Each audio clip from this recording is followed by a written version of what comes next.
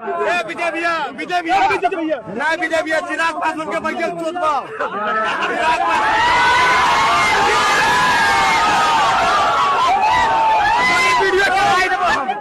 तेरी माँ का चोट चिराग पासवान के रुक जितना खड़ा करते रहे।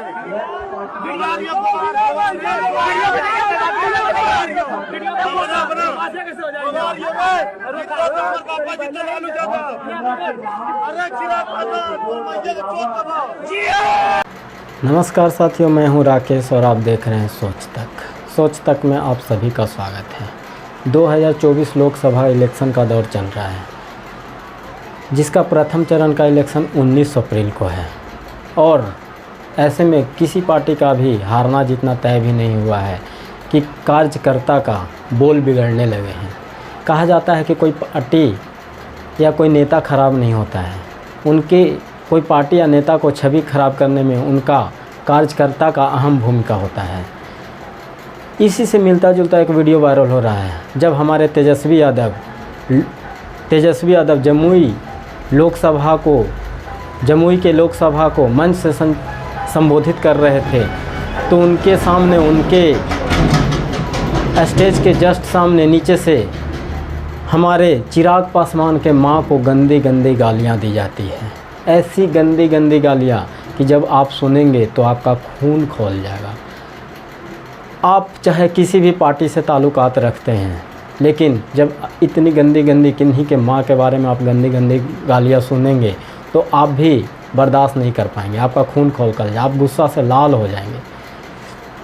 और यही एक वीडियो वायरल हो रहा है, जब तेजस्वी जी जमुई की लोकसभा सीट को संबोधित कर रहे थे, तो उन्हीं के सामने, उन्हीं के स्टेज के नीचे एक लड़का जो चिराग पासवान की मां को गंदी गंदी गालियां देता है। स्टेज से एक व्यक्ति उन्हें रोकने की काफ़ी कोशिश करते हैं, लेकिन वो बच्चा रुक नहीं पाता है और गंदी गंदी गालियां देता है, रिकॉर्ड भी करता है उसको।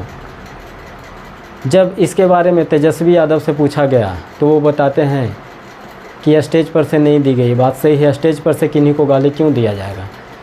कोई कार्यकर्ता, उन्हीं का कार्यकर्ता जो उन्हीं को छवि खराब करने में लगे हुए हैं, वो स्टेज के नीचे से, उन्हीं के सामने से चिराग पासवान की मां की गंदी गंदी गालियाँ देता है। जब चिराग जी से ये बात पूछा जाता है तो वो बोलते हैं कि जब मुझे गाली दे देता तो कोई फ़र्क नहीं पड़ता, लेकिन मेरी मां को गाली देता है, कतई बर्दाश्त नहीं है। और सम्राट चौधरी का एक बयान सामने आया कि जो भी इस प्रकार का अभद्र कार्य किया है, जो गंदी गाली दिया है, उसको छोड़ा नहीं जाएगा, बख्शा नहीं जाएगा। हम तो अपना भाषण दे रहे हैं ना, तो कुछ समझ में आता नहीं। लोग जो है नारे लगाते हैं, कौन क्या बोला, कोई अपने वीडियो बना करके डाला है उसको। तो ऐसी बात जो है, बात जो है सब लोग समझते हैं कि क्या है नहीं है। हम लोग ऐसी गालियां देते हैं। कुछ राजनीतिक दलों की आदत बन गई है महिलाओं को अपमानित करना।